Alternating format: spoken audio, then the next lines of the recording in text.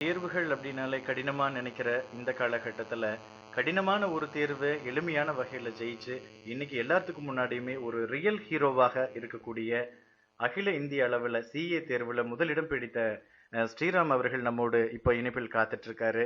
அவர்கிட்ட நம்ம பேசுவோம். வணக்கம் ஸ்ரீராம். வணக்கம் சார். வாழ்த்துக்கள் உங்களுக்கு. நன்றி. பொதுவா எந்த ஒரு விஷயமும் ஆர்வம் இல்லாம செய்ய முடியாது அப்படின்னு சொல்லுவாங்க. அகில இந்திய அளவுல மிகப்பெரிய ஒரு தேர்வுல ஒரு மிகப்பெரிய ஒரு வெற்றியை நீங்க தேடி தந்திருக்கீங்க. அது உங்களுடைய பெற்றோர்களுக்கு மட்டுமல்ல, நம்முடைய ஒட்டுமொத்த தமிழகத்துக்குமே கிடைத்த ஒரு பாராட்டுதல்களாகத்தான் நாங்க அதை பார்க்கிறோம். எப்படி உங்களுக்கு இந்த ஆர்வம் உண்டாச்சு? இந்த ஆர்வம் அப்படிங்கிறது எப்படின்னா எல்லாருக்கும் ஒவ்வொரு தர பிடிச்சிருக்கும். எனக்கு நான் சின்ன வயசுல இருந்து இருக்கும்போது என்னோட கசின், என்னோட அண்ணா ஒருத்தர், அதே மாதிரி இன்னொரு அக்கா, அவங்க ஒரு 2 பேரும் எனக்கு இந்த கோர்ஸ் இன்ட்ரடியூஸ் பண்ணாங்க. என் அண்ணா அவர் ஒரு காஸ்ட் அண்ட் மேனேஜ்மெண்ட் அக்கௌண்டன்ட். அவர் இப்ப சென்னையில இருக்காரு. அதே மாதிரி என்னோட கசின் அக்கா அவங்க இப்ப ஆஸ்திரேலியால இருக்காங்க. She is a chartered accountant. So இப்படி ஒரு கோர்ஸ் இருக்கு, எல்லாரும் இன்ஜினியரிங் எல்லாம் பண்ணும்போது நீங்க இந்த மாதிரி புதுசா எடுத்து பண்ணக்கூடாது அப்படின்னு அவங்க இன்ட்ரோடக்ஷன் கொடுத்ததுனால ஆர்வம். அதுலயும் இந்த கோர்ஸ் நம்ம முக்கியம் எல்லாருமே இது எனக்கு 6th and 7th ஸ்டாண்டர்ட்ல கிடைச்ச ஒரு ஆர்வம்னு எடுத்துக்கோங்களேன்.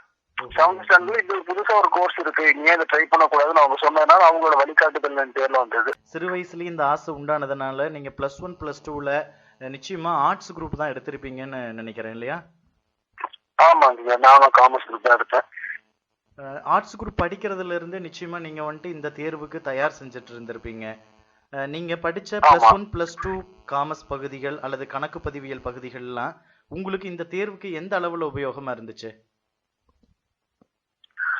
எந்த அளவு அப்படின்னா, கிட்டத்தட்ட நம்ம எல்கேஜி படிக்கும் போது படிச்ச ஏபிசிடி எந்த அளவுக்கு உபயோகமோ அந்த அளவு தான். ஏன்னா நம்ம +1 +2 தான் நமக்கு பேஸ். அப்ப ஏபிசிடி படிச்சவங்க எந்த அளவுக்கு உபயோகம்னா, இன்னைக்கு நம்ம பேசுறது கூட எல்லாமே அதுதான். அந்த ஆனா அவனாவும் ஏபிசிடி எப்படியோ அதே மாதிரிதான் அந்த +1 +2 நமக்கு. சோ இதுதான் நமக்கான ஸ்டார்டிங் பேஸ். அந்த மோரோவர் என்னன்னா, இப்ப எல்லாரையும் பொறுத்த வரைக்கும் ஜென்ரலா நல்லா படிக்கிற பசங்கலாம் சயின்ஸ் குரூப் எடுத்துட்டு போயிருவாங்க. பாக்கி இருக்கவங்க மட்டும்தான் காமர்ஸ் குரூப் வருவாங்கன்னு மட்டும் இல்லாம, இந்த காமர்ஸ் குரூப்ல வந்தா இதுக்கான வாய்ப்புகள் உண்டு.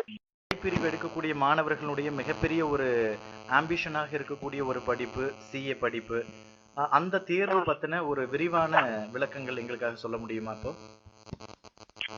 சிஏ பட்டய கணக்காளர்கள் இந்த படிப்போட இது என்னன்னா, 10ஆம் கிளாஸ் பாஸ் பண்ணியிருந்தா போதும், 12ஆம் கிளாஸ் எக்ஸாம் அட்டன் பண்ணியிருந்தா போதும், சிஏவோட என்ட்ரன்ஸ் எழுதலாம்.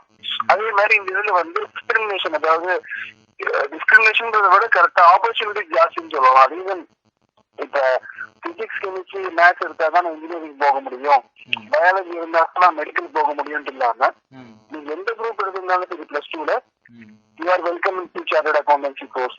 சோ இந்த கோர்ஸுக்கு இந்த குரூப் தான் எடுத்திருக்கணும், அந்த குரூப் தான் எடுத்திருக்கணும் கிடையாது. எந்த குரூப் எடுத்திருந்தாலும் இதுல வரலாம். காமர்ஸ் குரூப் எடுத்தா பெட்டர், பட் எந்த குரூப் எடுத்திருந்தாலும் வரலாம். என்ட்ரன்ஸை பொறுத்த வரைக்கும் என்ட்ரன்ஸ் ஜாயின் பண்ணதுக்கு அப்புறம் ஒன்ஸ் அவங்களுக்கு ஸ்டூடெண்ட்ஸுக்காகவே தெரியும். ஒன்ஸ் உள்ள வந்துட்டாங்கன்னா என்னென்ன பண்ணணும் அப்படிங்கிறது வரிசை அவங்களுக்கு மேனுவல் உண்டு, எல்லாமே அவங்களே தெரிஞ்சுப்பாங்க. என்ட்ரு ஆகும்போது இருக்க வேண்டிய ஒரே ஒரு இதுதான் என்னன்னா, எதுவுமே கஷ்டம் கிடையாது, அந்த இஷ்டத்துலதான் எல்லாமே இருக்கு. சோ நான் முன்னாடி நான் என்னோட மார்க் இவ்வளவுதான், கம்மியா தான் எடுத்திருக்கேன், நான் இது செய்யலாமா செய்யக்கூடாதான்னா அவங்களோட இஷ்டத்தை பொறுத்து. உங்களுக்கு அதை செய்யணும்ன்ற ஆர்வம் இந்த தூண்டுதல் இருந்ததுன்னா கண்டிப்பா வரலாம். இப்போ +2 பாஸ் பண்ணிட்டு சிபிடி எக்ஸாம் எழுதி தான் நம்ம சிஏ தேர்வுக்கு நுழைய முடியும். அப்படி இருக்கிறப்போ இந்த சிபிடி தேர்வுக்கு மாணவர்கள் எப்படி தயாராகணுங்க? ஆக்சுவலா 2 ரூட் இருக்கு. +2 முடிச்சோன்னா ஸ்ட்ரெயிட்டா சிஏ சேர்றதா இருந்தா சிபிடி எழுதி வரணும். அப்படி +2 முடிச்சோன்னு ஸ்ட்ரெயிட்டா சேராம டிகிரி முடிச்சுட்டு வரதா இருந்தா சிபிடி தேவையில்லை. 3 வருஷம் அந்த டிகிரி, இப்ப பிகாமோ பிஎஸ்சியோ டிகிரி முடிச்சுட்டு அதுக்கப்புறமேட்டு ஸ்ட்ரெயிட்டா இன்டர் எக்ஸாம் எழுதலாம். பட் சீக்கிரம் முடியக்கூடிய விஷயம்னா அது சிபிடி மூலமா வரதுதான். ஏன்னா டிகிரினா இன்னொரு 1 வருஷத்துக்கு 2 வருஷம் அதிகமா டைம் ஸ்பெண்ட் ஆகும். அப்படி சிபிடி முடிச்சு வரவங்க இருந்தா எக்ஸாம் முடிச்சு, அதாவது இப்போ 12th எக்ஸாம் மார்ச் மாசம் நடக்குதுன்னா மார்ச் மாசம் எக்ஸாம் முடிச்சு 3 மாசத்துல இங்க ஜூன் மாசத்துல சிஏ எக்ஸாம் சிபிடி எக்ஸாம் வந்துடும். சோ அந்த 3 மாசத்துக்குள்ள நம்ம ப்ரிப்பேர் பண்ண முடியுமா அப்படின்னா முடியும். ஆனா அது ரொம்ப அதிகமா உழைக்கணும். ஆனா அதுவே ஒன்ஸ் நான் சிஏ தான் பண்ணணும், எனக்கு இதுல ஆர்வம் ஜாஸ்தின்னு முடிவு பண்றவங்க கடைசியில் நம்ம 12th எக்ஸாம் முடிகிற வரைக்கும் வெயிட் பண்ணணுன்ற அவசியம் கிடையாது. பிளஸ் ஒன் பிளஸ் டூ படிக்கும்போதே கொஞ்சம் கொஞ்சமா அவங்களோட basement plus one plus two book ஃபுல்லா நிதானமா அழகா படிச்சுட்டு கூடவே அது இல்லாத கொஞ்சம் சப்ஜெக்ட் இருக்கு. ஸ்டாட்டிஸ்டிக்ஸ் கொஞ்சம் டீப்பா இருக்கும், அக்கௌண்ட்ஸ் கொஞ்சம் டீப்பா இருக்கும், அப்புறம் இது மெர்கன்டைல் லா உண்டு. ஸோ அடிஷ்னலா சிபிடிக்கு என்னென்ன தேவை அப்படிங்கிறது எடுத்து அவங்க கொஞ்சம் கொஞ்சமா அப்படியே படிச்சுட்டு வந்தாங்கன்னா கடைசியில 3 மாசம் இருக்கும்போது அவங்க ஜஸ்ட் ரிவைஸ் பண்றதுக்கே ரொம்ப எளிமையா இருக்கும். ஸோ கடைசி நிமிஷம் வரைக்கும் போஸ்ட்போன் பண்ண ஆரம்பத்துல இருந்து கொஞ்சம் கொஞ்சமா படிச்சா போகுது. 2 வருஷம் கையில இருக்கு பிளஸ் ஒன் பிளஸ் டூ. அதுக்குள்ள பிளஸ் போர்டு எக்ஸாமுக்கு படிக்கிற மாதிரி சிஏ எக்ஸாமுக்கு டெய்லி ஒரு ½ hour to 1 hour டீசெண்டா ஸ்பெண்ட் பண்ணிட்டாங்கன்னா ரொம்பவே நல்லா பண்ண முடியும். பிளஸ் டூ தேர்வு எழுதிட்டு போறதுக்கும் டிகிரி முடிச்சுட்டு சிஏ தேர்வுக்கு நேரடியாக போறதுக்கும் என்ன மாற்றங்கள் இருக்குங்க? பெரிய மாற்றம் என்னன்னா பிளஸ் டூ எழுதிட்டு போறவங்க இந்த சீட்டு எழுதி வந்தாகணும். அவங்களுக்கு இந்த என்ட்ரன்ஸ் கம்பல்சரி. டிகிரி முடிக்கிறவங்களுக்கு என்ட்ரன்ஸ் அவசியம் இல்லை. அவங்க என்ட்ரன்ஸ் எழுதாம ஸ்ட்ரெயிட்டா வந்து இன்டர் எக்ஸாம் எழுதலாம், ஐபிசிசி. அண்ட் பிளஸ் டூ முடிச்சுட்டு போறவங்க ஐபிசிசி எக்ஸாம் அது ஒரு 8 மாசம் கேப் உண்டு. இது என்ட்ரன்ஸ் முடிச்சு 8 மாசம் கேப். அந்த ஐபிசிசி எக்ஸாம் முடிச்சதுக்கு அப்புறம் தான் 3 years ஆர்டிகல்ஷிப் போட முடியும். ஆனா அதே வந்து டிகிரி முடிச்சுட்டு வரவங்க ஸ்ட்ரெயிட்டா ஆர்டிகல்ஸ் போட்டுடலாம். ஆர்டிகல்ஸ் போட்டுட்டு தான் அவங்க இன்டர் எக்ஸாமே எழுதுவாங்க. ஸோ என்டையர் கோர்ஸ்குள்ள பார்த்தோம்னா அவங்க படிக்க போற விஷயம் எல்லாமே ஒண்ணுதான். ஜஸ்ட் ஒன்னே ஒண்ணு அவங்க என்ட்ரன்ஸ் மட்டும் எழுத தேவைப்படாது. டிகிரி ஹோல்டர்ஸ் 12th முடிச்சுட்டு வந்தாங்கன்னா என்ட்ரன்ஸ் முடிச்சு எழுதுற மாதிரி இருக்கும். மற்றபடி பார்த்தா கோர்ஸ் டைமிங் எப்ப ஆர்டிகல்ஷிப் சேரணும் அந்த மாதிரி ப்ரொசீஜரல் டிஃபரன்ஸ் இருக்கலாமே தவிர மற்றபடி படிக்க போற விஷயம் எல்லாம் ஒரே விஷயம் தான். முன்னெல்லாம் பாத்தீங்க அப்படின்னா சிஏ எக்ஸாம் அப்படின்னாலே ஒரு பேப்பர்ல ஃபெயிலா போயிட்டோம் அப்படின்னாலே தொடர்ந்து திரும்பவும் அதே பேப்பர்களை வந்து நம்ம எழுதணும் அப்படின்ற மாதிரி ஒரு சூழல் இருந்தது. ஆனா இன்னைக்கு அதை எல்லாமே மாத்தி இருக்கிறாங்க. எந்த பேப்பர்ல அரியர் வைக்கிறாங்களோ அந்த பேப்பரை மட்டும் திரும்ப எழுதுனா போதும் அப்படின்ற மாதிரி ஒரு வாய்ப்பு கொடுத்துருக்காங்க. இந்த வாய்ப்பு எப்படி பயனுள்ளதா இருக்கும்னு நினைக்கிறீங்க? ஆக்சுவலா இது என்னன்னா இந்த வாய்ப்பு முன்னே இருந்தது, அந்த அளவுக்கு தெரியறது இல்லை. இப்பயும் அதாவது கரெக்டா சொல்ல போனோம்னா இதுல ஒரு 3 ஸ்லாப் இருக்கு. அதாவது ஃபார் குரூப் வைஸ் ஃபர்ஸ்ட் பிரிச்சிருப்பாங்க பேப்பரை. இன்டர் ஆகட்டும் ஃபைனல் ஆகட்டும் ஒரு குரூப் 4 பேப்பர் இருக்கும். இன்டர்ல வந்து 2 குரூப், ஃபைனல்ல 2 குரூப். ஸோ அந்த ஒரு குரூப்ல மினிமம் 4 பேப்பர் 400 மார்க்குக்கு 200 மார்க் எடுத்துருக்கணும். ஸோ மினிமம் 50% வேணும். அது இல்லாம ஒவ்வொரு சப்ஜெக்ட்லயும் 40% வேணும். அதை எப்படி சொல்றதுன்னா இப்ப 4 பேப்பர்ல 3 பேப்பர்ல வந்து 60 மார்க்கு, ஒரு பேப்பர்ல வந்து 30 மார்க்னாலும் டோட்டல் 210. ஆனா ஸ்டில் ஒரு பேப்பர்ல முதல்ல 30 மார்க் தான் எடுத்திருக்காங்கனால அந்த குரூப் கிளியர் ஆகல, எக்ஸாம் வந்து கிளியர் பண்ணலன்ற மாதிரி. ஸோ மினிமம் ஒவ்வொரு சப்ஜெக்ட்லயும் 4 மார்க் இருக்கணும். ஓவராலா ஒவ்வொரு குரூப் ஓவராலா 50 மார்க் அக்ரிகேட் மார்க்னு சொல்லுவோம். ஓவராலா 50 மார்க் இருக்கணும். அப்படி இருந்தாதான் எக்ஸாம் கிளியர் பண்றது. இல்லைன்னா அந்த ஒரு பர்டிகுலர் குரூப் கிளியர் பண்ண முடியும். பை சான்ஸ் அந்த எக்ஸாம் ஏதாவது அந்த மாதிரி பண்ண முடியல அப்படின்னா ஈவன் ஒரு பேப்பர்ல ஃபெயில் ஆனா கூட திருப்பி அந்த மொத்த குரூப்பும் திருப்பி எழுதிதான் ஆகணும். இதுக்கு ஒரே ஒரு எக்ஸெப்ஷன் என்னன்னா ஏதாவது ஒரு பேப்பர்ல 60 மார்க்குக்கு மேல எடுத்தா அந்த பேப்பர் எக்ஸம்டட். ஃபார் எக்ஸாம்பிள் இப்ப ஃபர்ஸ்ட் குரூப்ல 4 பேப்பர் இருக்கு. அதுல 2 பேப்பர்ல வந்து ஃபெயில் ஆயிடுறாங்க. 3வது பேப்பர்ல வந்து அவர் பாஸ் பண்றாரு. 4வது பேப்பர்ல வந்து அவர் 60க்கு மேல வாங்கிடுறாருன்னா திருப்பி எழுதும்போது முதல் 3 பேப்பர் மட்டும் தான் எழுதணும். 2 ஃபெயிலான பேப்பர் பாஸ் ஆயிருந்தாலும் 3வது பேப்பர் எழுதணும்.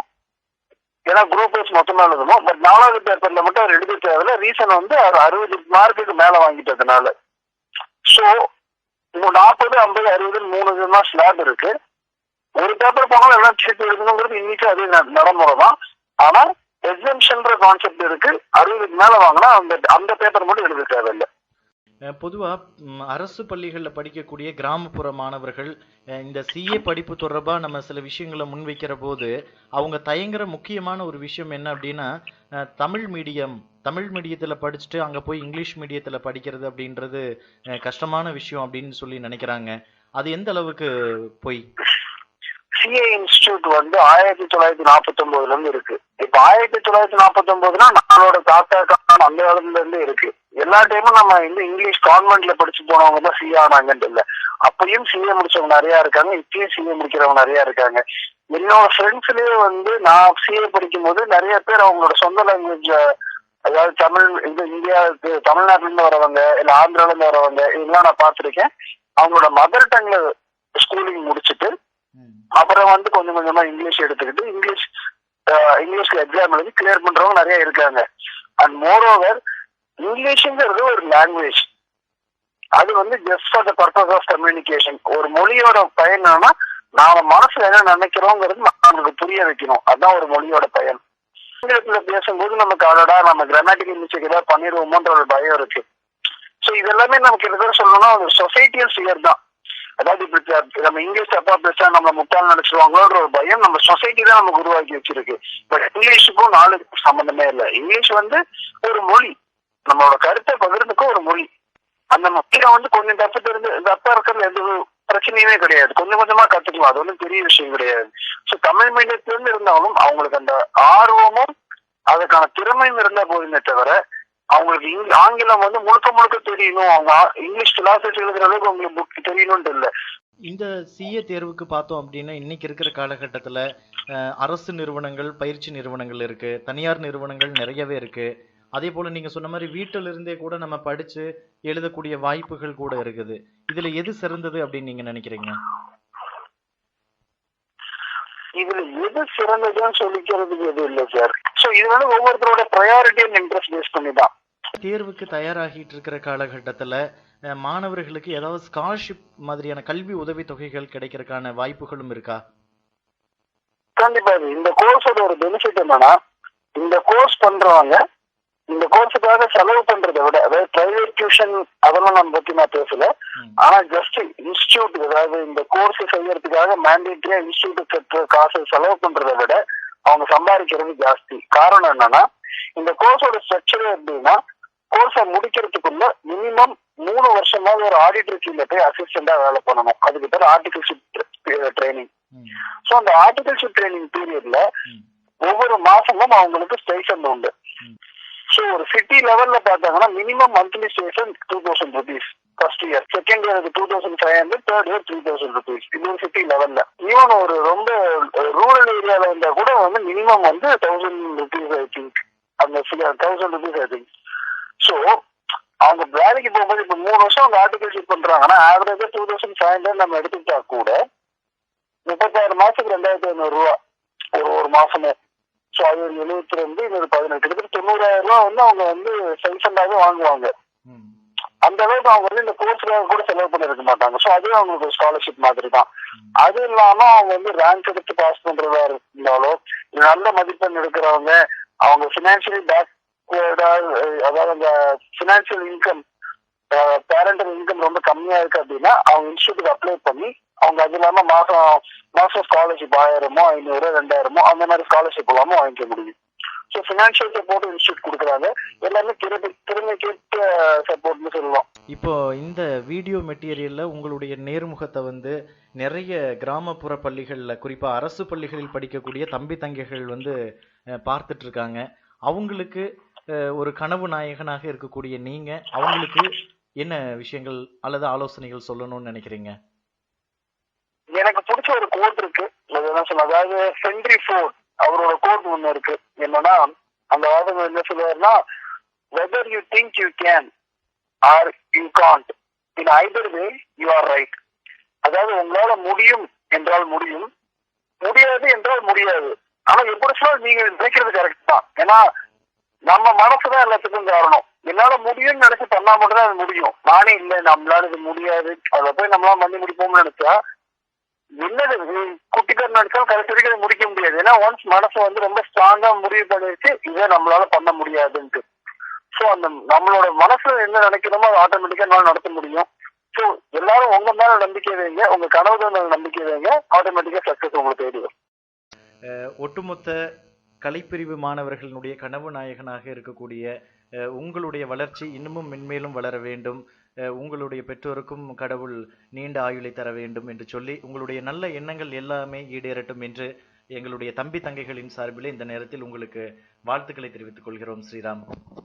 Thank you sir. தேங்க்யூ.